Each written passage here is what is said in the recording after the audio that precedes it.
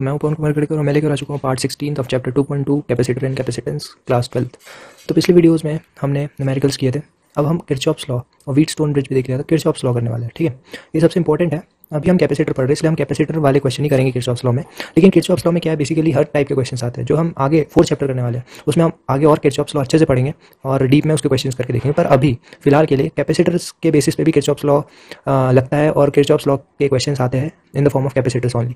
तो उसको पढ़ने के लिए हमें पहले किरचॉफ्स लॉ पढ़ना पड़ेगा। तो उसको पढ़ने के लिए हम किरचॉफ्स लॉ का पहला लॉ पढ़ते हैं। दो लॉ होते हैं बेसिकली इसके। पहला लॉ में क्या बोलता है कि the algebraic sum of the charges moving towards और away from a point will always be zero. Suppose मेरे पास एक पॉइंट है, ठीक है, इसको मैं ए दे देता हूँ नाम।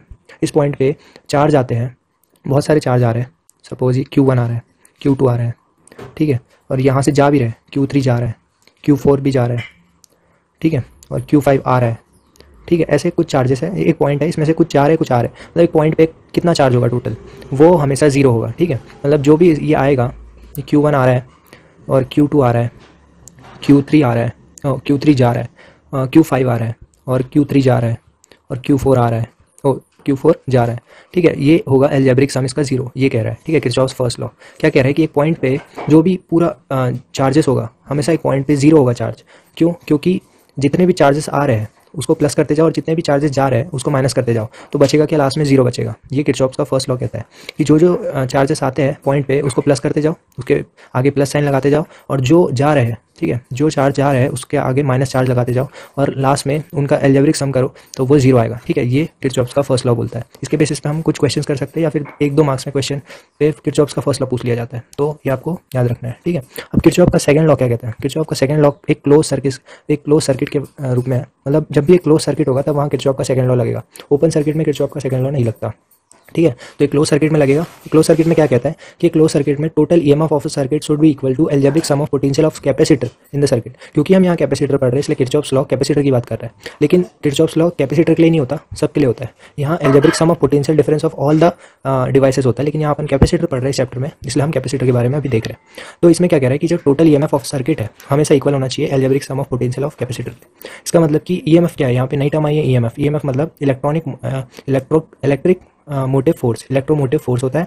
ये एक फोर्स नहीं होता, एक तरह का फोर्स नहीं होता, ये पोटेंशियल डिफरेंस होता है एक तरह का, ठीक है। सपोज कोई भी एक सर्किट में जो सोर्स ऑफ चार्ज है ना, जहाँ से चार्ज जनरेट हो रहे हैं, ठीक है, उस सोर्स ऑफ चार्ज को ईएमएफ बोलते हैं, ठीक है। जैसे एक बैटरी हमेशा चार्ज जनरेट करती है, इसका मतलब वो ईएमएफ, उसका कुछ ईएमएफ होगा। तो आप बेसिक ये समझो, अभी हम आगे चैप्टर में ईएमएफ को करेंगे, आगे आने वाले चैप्टर्स में, तो तब समझेंगे। अभी आप बेसिक ये समझ लो कि कोई भी एक बैटरी है उसका ईएमएफ होता है, ठीक है। सपोज 5 वोल्ट की बैटरी है तो उसका ईएमएफ हो जाएगा 5, ठीक है। ये होता है ईएमएफ। तो उसका ईएमएफ जितने भी बैटरी है एक क्लोज सर्किट में, सपोज ये है, यहाँ एक कैपेसिटर लगा है, फिर ये एक बैटरी है, ठीक है, 6 वोल्ट की, तो 5 + 6, अब वो साइन डिपेंड करता है, वो डायरेक्शन हम कौन सी ले रहे हैं, ठीक है। वो उनका सम इक्वल होना चाहिए किसका, जो भी कैपेसिटर होगा उसके पोटेंशियल के, ठीक है। मतलब यहाँ एक ही कैपेसिटर है इसलिए एक ही पोटेंशियल लिया। अगर यहाँ एक और कैपेसिटर में जोड़ देता तो प्लस दूसरा कैपेसिटेंस का पोटेंशियल, ठीक है। मतलब जो भी अलजेब्रिक सम है उनके पोटेंशियल का, कैपेसिटर के पोटेंशियल का, वो इक्वल होना चाहिए total EMF of the circuit के, ठीक है। ये कह रहा है किरचॉफ का सेकंड लॉ।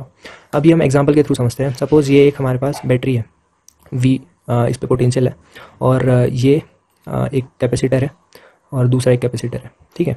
तो इसमें क्या कह रहा है ये, और साइन कन्वेंशन हम हमेशा कैसे लेते हैं, हम साइन कन्वेंशन वो जो डायरेक्शन होता है उसके बेसिस पे लेते हैं। जैसे कि अभी हमारा जो करंट है वो इस तरफ दौड़ रहा है, ठीक है। तो इस तरफ दौड़ रहा है और हमने इसको पॉजिटिव ले लिया, इसको नेगेटिव ले लिया, फिर यहाँ पे क्या हो जाएगा, ये नेगेटिव बन जाएगा, ये पॉजिटिव बन जाएगा, ये नेगेटिव बन जाएगा, ये पॉजिटिव बन जाएगा, और हम डायरेक्शन इस तरफ ले रहे हैं। कोई भी हम डायरेक्शन इस तरफ भी ले सकते हैं, लेकिन अभी फिलहाल हम इस तरफ ले रहे हैं, ठीक है। तो इस तरफ ले रहे हैं तो ये पॉजिटिव हमेशा जहाँ से डिपार्ट करता है, कोई भी डिवाइस से डिपार्ट करेगा तो उसका वो साइन बन जाएगा। सपोज ये पॉजिटिव से निकल रहा है तो पॉजिटिव बन जाएगा, मतलब V पॉजिटिव हो जाएगा। ये नेगेटिव से निकल रहा है, मतलब यहाँ नेगेटिव से इस तरफ जा रहा है, क्योंकि हमने डायरेक्शन इस तरफ ली है, सर्किट के इस तरफ चार्ज डायरेक्शन हमने लिए, ठीक है। तो ये नेगेटिव से निकल रहा है तो नेगेटिव बन जाएगा, तो नेगेटिव, और C, सपोज ये C1 है, ये C2 है, तो नेगेटिव C1 हो जाएगा, C1 मतलब नेगेटिव V हो जाएगा, नेगेटिव V1, और ये नेगेटिव से निकल रहा है तो नेगेटिव V2। अब ये V को क्या लिख सकते हैं, V = Q/C होता है, राइट। तो मैं इसको ऐसा लिख सकता हूँ Q/C1, Q/C2, ठीक है। तो ऐसा लिख सकता हूँ, इक्वल टू 0 हो जाएगा, ठीक है। तो ये जो होता है वो क्या होता है, किरचॉफ का सेकंड लॉ। अब इसके बेसिस पे हम कुछ क्वेश्चन करके देखते हैं, तभी हमें समझ में आएगा, ठीक है।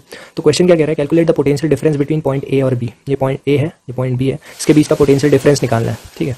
तो अब हम पता है इस पर हम क्या निकाल सकते हैं, हम इस पर लगा सकते हैं किरचॉफ्स लॉ। अब किरचॉफ्स लॉ लगाने के लिए सबसे पहले हम क्या देखते हैं, स्टेप 1 होता है कि बैटरी देखना है, बैटरी में कौन सा पोटेंशियल, किसका पोटेंशियल बड़ा है, इसका। तो हम यहाँ से साइन लगाना स्टार्ट करेंगे, ये पॉजिटिव बन जाएगा, ये नेगेटिव बन जाएगा। इसके अकॉर्डिंग सारे कंपोनेंट में साइन चेंज होगा, ये पॉजिटिव है तो ये भी पॉजिटिव होगा, ये एंड नेगेटिव होगा। ये तो बैटरी है इसलिए इसका पॉजिटिव नेगेटिव डिफाइंड होता है। अब ये नेगेटिव है तो इसका मतलब ये पॉजिटिव होगा और ये नेगेटिव, ठीक है। तो हमने ये बैटरी को असाइन कर दिया, मतलब ये सिंबल्स असाइन कर दिया। अब उसके बाद एक डायरेक्शन चूज करनी होती है। सपोज मैंने इस डायरेक्शन में ले लिया, ठीक है, तो ये डायरेक्शन मैंने ली है। तो सबसे पहले अब मैं लिखूंगा EMFs एक तरफ, ठीक है। EMF ये है 24, तो ये 24 हमें नेगेटिव से निकल रहा है, तो नेगेटिव मतलब नेगेटिव 24 कर दूंगा। और ये अब दूसरा EMF ये इधर है, तो ये पॉजिटिव से निकल रहा है, इसका मतलब मैं पॉजिटिव 12 कर दूंगा।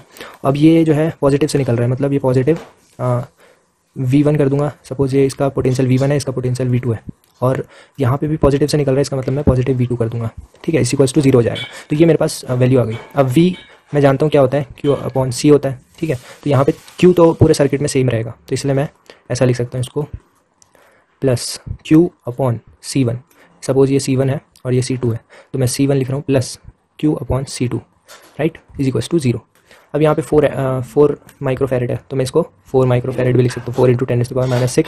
इसको भी मैं 4 × 10⁻⁶ लिख सकता हूँ, ठीक है। अब मेरे पास ये सब कुछ है, बस Q नहीं है यहाँ, तो Q को मैं इसको पूरे को सॉल्व करूँगा तो मेरे पास Q की वैल्यू आएगी, ठीक है। Q की वैल्यू आएगी मेरे पास 16 × 10⁻�6 कूलम, राइट। ये जो है मेरे पास Q की वैल्यू आएगी। अब मैं जानता हूँ कि मेरे को निकालना क्या है। मेरे पास Q आ गया और ये C तो दिया हुआ है, तो मैं V निकाल सकता हूँ, और मेरे पास C दिया हुआ है 2 माइक्रोफैरेड का, और ये B है, ठीक है। यही निकालना है मेरे को, इन दोनों के बीच का पोटेंशियल। तो मेरे को Q पता है, C पता है, तो V निकाल सकता हूँ। V इक्वल्स टू क्या होता है, Q/C, राइट। तो Q क्या है, Q अभी हमने निकाला 16 × 10⁻⁻6, और V तो अभी हमें पता ही चला है। V जो है C जो है वो दिया हुआ है 2 × 10⁻⁶, ठीक है। तो इसको सॉल्व करेंगे, तो इसको सॉल्व करने पे हमें जो आएगा वो मिलेगा 8 वोल्ट।